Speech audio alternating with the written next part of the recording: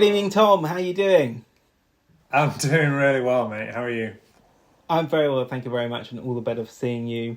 And we've got this is kind of part two of the video that we shot a few months ago, where we were Yeah. talking about the breaking news of the new XS model, and now we have even more breaking news that it is finished.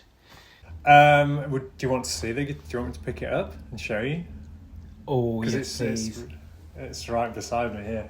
Um, I am delighted with it. That's a bold statement, but I'm absolutely over the moon with it. I think it's the best work we've ever done. Um, I think it is just a fantastic little guitar. That is Hopefully, incredible. this is Look at coming up that. on our little patchy stream that we're doing here. But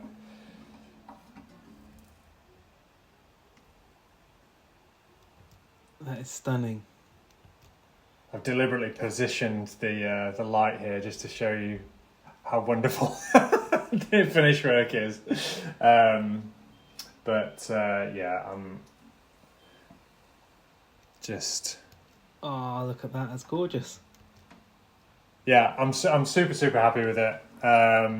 It has been a really challenging little project. We've learned a huge amount, and given what I set out to achieve with this guitar, I'm really happy with the results. I would go so far as to say that it has exceeded my expectations, and honestly, I just couldn't be more happy with it.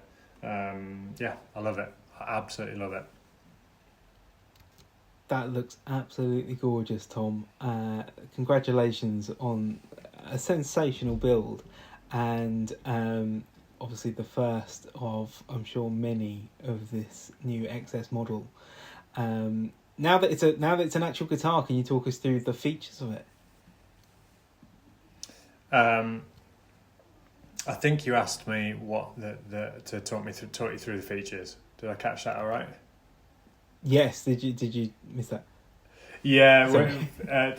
apologies to those who are watching on YouTube, because we've had one or two issues with the connection. But if you'll bear with us, I will talk you through. So let me take a little scooch back here. This is the brand new XS model, the Little N, as I've kind of nicknamed it, and it is our take on a modern parlour guitar. It was inspired by my much beloved Matsuda Parlour guitar. I've had that guitar for a couple of years now, and it was a guitar that really made me question what was possible from a small bodied guitar, because it certainly packed a real punch, and it kind of inspired me to venture down the path of smaller bodied instruments. I've always loved small bodied guitars. You know, the Model S that we build is very popular, and it kind of takes people by surprise, because it kind of says a lot more than what people expect from its small stature, and you know, I always like a challenge, and as I've said in the previous video that we did, I really wanted to delve into what was possible from an even smaller bodied instrument. So, you know, we designed the XS, and I kind of wanted to throw everything at it. So in terms of features and tone woods that we've used, you know, there's been no expense spared, and I've kind of rummaged through the private stash, if you like, and pulled out some of my favorite pieces of wood. So we'll start off with the German spruce top, which is just, I don't know if you'll pick it up in the video, but I'll send you some pictures and perhaps you can overlay them. But this is a Master Plus soundboard. It's one of the very finest pieces of German spruce that I've ever handled. I absolutely love German spruce, and this particular supplier, the tops have just been absolutely sensational. It's really gorgeous, even colour. We've got some amazing medullary ray all across the top. It's perfectly quarter sawned. It's just got like a really lovely kind of pink hue to it, which I absolutely adore. And then of course we've gone with the Brazilian rosewood on this guitar. It's just a really wild set of Brazilian, loads of character in there. Similarly, on the sides, we've gone with Brazilian rosewood for the binding. We've got a Brazilian rosewood mini bevel. We have Brazilian rosewood fingerboard. The bridge is from the same billet. We have rosewood, custom turned rosewood bridge pins. We have custom turned rosewood buttons. We have the signature Scheller tuners. We have a beautiful Spanish cedar neck. I'm absolutely thrilled with it. That is incredible. That's absolutely stunning. And yes, lots of Brazilian rosewood. Loads of Brazilian rosewood, yeah. And we're going to get this into the hands of a masterful player to demo it for us, and then we can hear how it sounds. Yeah, I am not that player, so. Are you sure? Are you... I mean, I can play some slap bass on here if you want, but that is literally about it. But I think every time I see, I'm looking at myself in the monitor here, and this guitar is really, really diddy. I absolutely love how small this guitar is. You know, I'm 6'3", and frankly, this guitar looks like a ukulele in my hands. It's really small. It's so comfortable. It's incredibly lightweight. It's, to me, it's the ultimate. You know, end of the day, I've had a hard day at work. I just wanted some time with my little guitar. I'm going to sit on the couch, have a glass of wine. You know, the winter evenings are drawing in, so I'm going to sit by the fire and, you know, just lose myself in this tiny little guitar. I'm so happy with it. So happy with it. You know, you always have that. I kind of, one of the things that really grinds my gears with some of my colleagues is when they, you know, finish an instrument and they're like, oh, this is one that I really would love to keep for myself. And I always think, oh, you don't really mean that, you know. But with this guitar, it's one of those where I'm like, I wish I could just keep it, because it is just, it's lovely. I'm very, very proud of it. I think Ted and I have really done some fantastic work with it. And I'm sure whoever decides to take it home will absolutely love it. Yeah, absolutely. But then again, you've got the Matsuda Parlour. I do, yeah. And that was an influence, a reference point. How would you describe the kind of the part that the Matsuda played in this? Do you know what? Let me just grab it. I've just knocked over my coffee.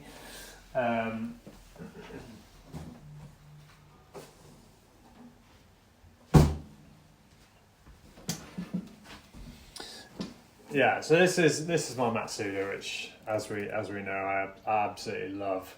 It's just the perfect little guitar. The design is absolutely fantastic. And I love that top. I love that top. It's cool, isn't it? Yeah, the gunpowder scorch top. Yeah. You know, when I got this guitar, you know, for me, I got the guitar because I've always just been a huge fan of Mitch's work.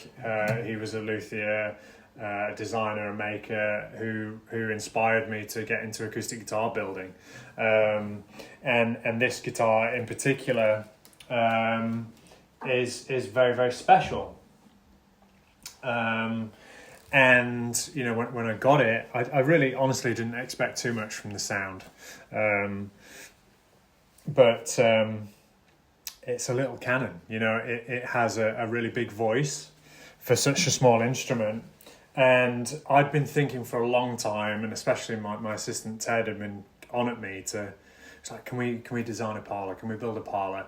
And I was always kind of like on the fence because, you know, my experience with smaller bodied guitars is often they can be a little bit boxy sounding, they can be a bit thin, and they, you know, they don't have too much of a voice. And so I was kind of like, well, I'm not necessarily sure that I want to go down that route, because I don't want to be building guitars that sound small and sound boxy, and especially coming from the Samoji lineage, you know, he's synonymous with huge sounding instruments, and so I just didn't really want to go down the route of the smaller bodied guitar. But when I got the Matsuda, I was like, oh, you know what? There's possibilities here.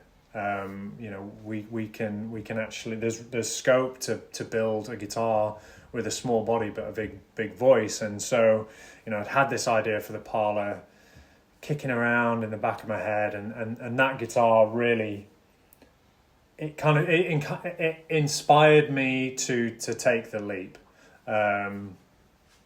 And I was very conscious when I was building and designing our new parlour, the XS. I didn't want it to be the Matsuda. Michi is you can't replicate what he does. You know, he is a unique builder, and somebody who I massively respect, and would never want to kind of try and replicate what he does, because he stands alone on his own and doing his own thing. So I always had that in the back of my mind when I was designing our parlour. I didn't want to kind of tread on any toes, but it certainly was the kind of the inspiration to go down this route. And so, you know, what we came up with was something that is very definitely one of our guitars. The lines were taken essentially from the Model S and kind of scaled down and tweaked and kind of moved around. I actually designed this guitar while I was taking a CAD course. I was learning Rhino, which is a tool for drawing guitars digitally, and then for going on to using CNC machines. And while I was taking the class, I was kind of messing around with the Model S and moving lines around, and it occurred to me that maybe I should just move the lines around a little bit more, and I designed the parlour while I was taking the course. So you know, it's definitely our own thing. I think it has the Tom Sands DNA in there, and I can't remember where I was going with that answer. So you'll have to refresh my memory there. You were talking about Matsuda before, and how you weren't replicating it, but you've built something which obviously is still very much a Tom Sands guitar. Yeah, and I think that's it really. You know, the Matsuda was the catalyst to kind of, it was the kick up the arse, if you like, to it gave me the confidence to pursue a parlour, knowing that getting a big sound from a small bodied instrument was possible. And it was all about just how you coaxed it out, and I think we did a really nice job with this. Absolutely. Obviously, this is a new model, so you have previously developed your S, M, and L models. So you started with the L, then the S, and then the M. What kind of how different was it developing a new model for the XS compared to when you developed those original 3 models? Was that process any different? Yeah, it was massively different. I'm going to put this down because I don't want to bash it or scratch it. Obviously, I've learned a huge amount since I started out. I think this guitar is somewhere in the 70s now, in terms of the number.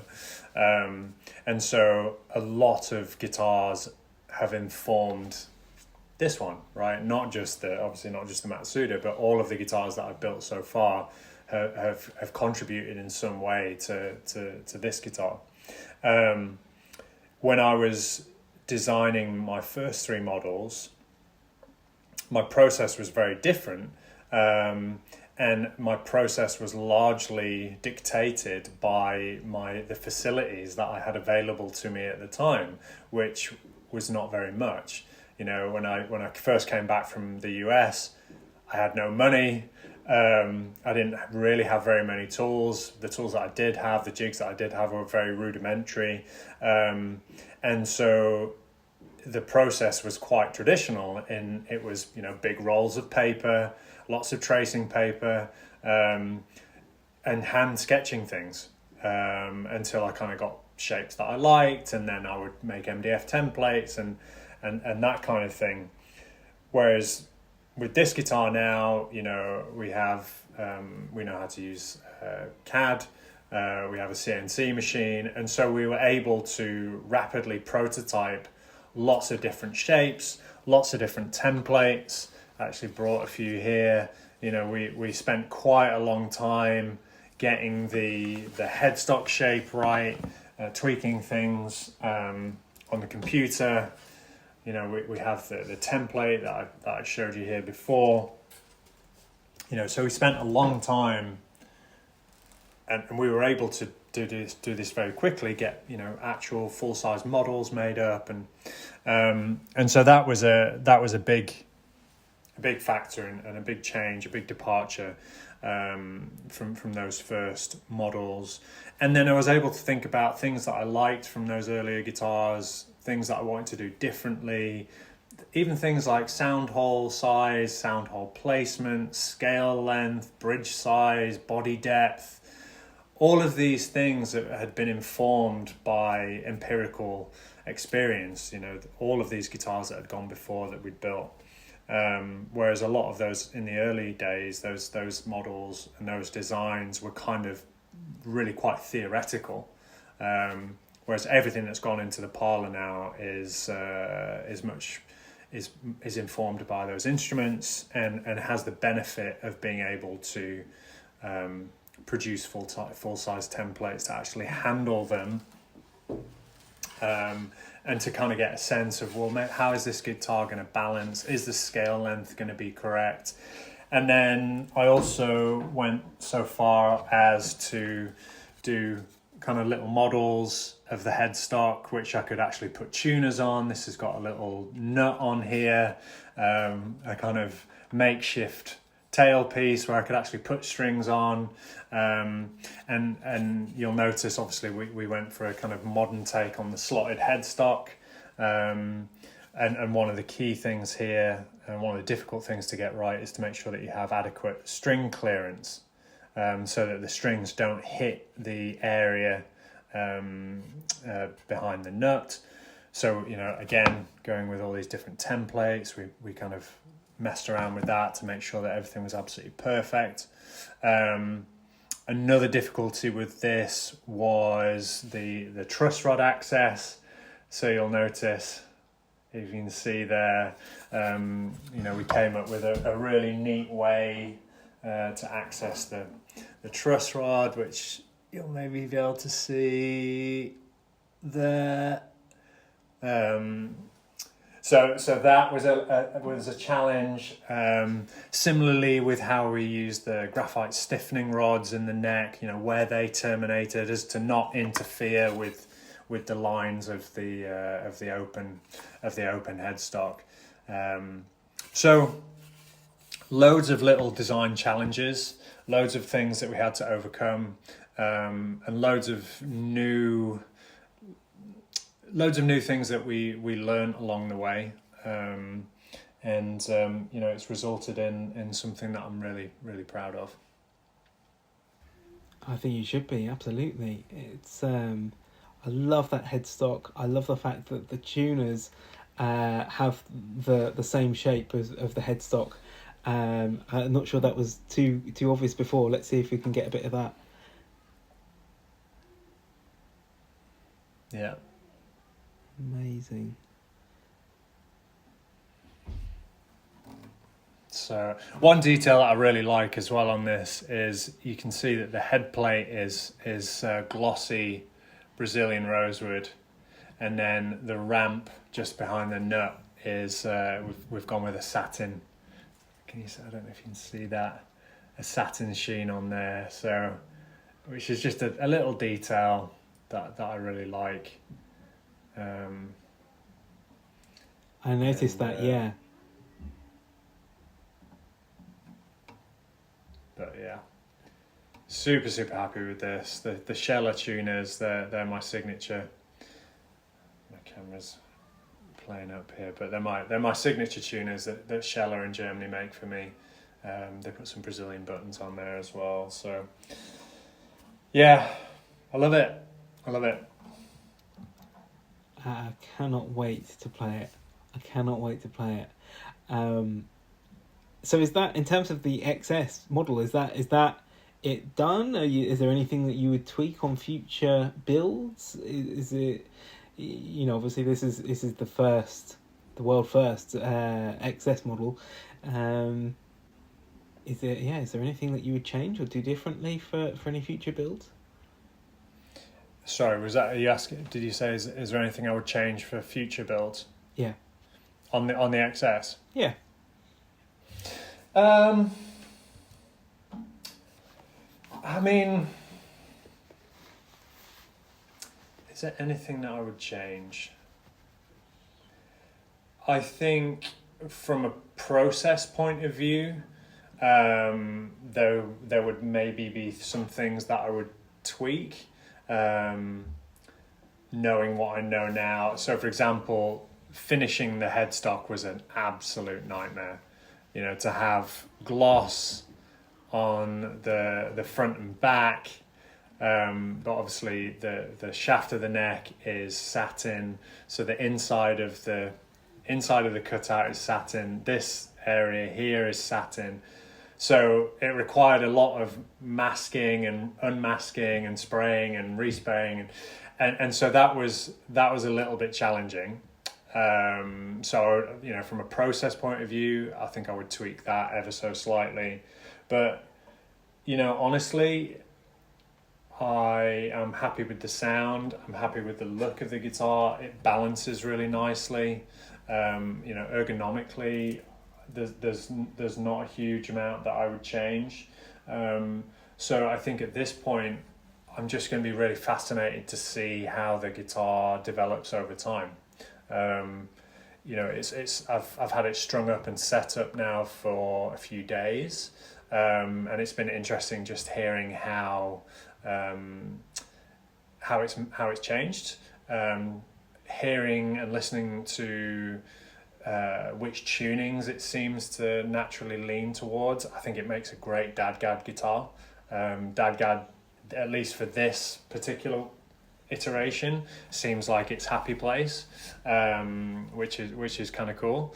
So yeah, it's going to be interesting to see, what people think of it, and to see how it changes over time, because it will. All guitars do, and the voice that it has now is not the voice it's going to have in a year. It's going to open up, it's going to develop. And that to me is really exciting. I think guitars, when they're first born, can often, I always liken a new guitar to a teenager who's going through puberty and their voice is breaking, right? You know, sometimes you'll have those kind of like youthful high notes that sometimes then will give way to the kind of lower baritone, and it can take a little while for things to kind of mellow out and soften.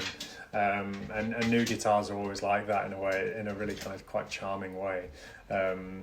So yeah, I think it's just going to be super interesting to see how it develops, and I'm so excited. I just wish I could play it for you, but I'm a horrendous guitar player. So One of these days, Tom, we'll hear you play a guitar. I mean, yeah, no, probably not. Tom, that's why I just leave it to Will and all the session musicians. You know, it's just like, you do it. I'll build them, you play them. Like, I'm happy with that arrangement. Amazing, Tom. Congratulations on this new build. It looks fantastic. I cannot wait to play it. I cannot wait to find a new home for it. And it just looks absolutely gorgeous. So congratulations, and thank you for joining me. Thank you very much. Well, thank you. And yeah, let's get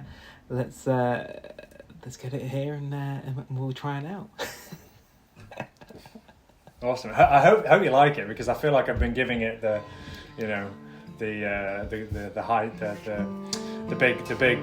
big sell here, but hopefully you like it as much as me. I think you will. I'm sure I will, Tom. I'm sure I will. Thank you very much for joining me, Tom, and I'll see you soon. All right, man. Take care.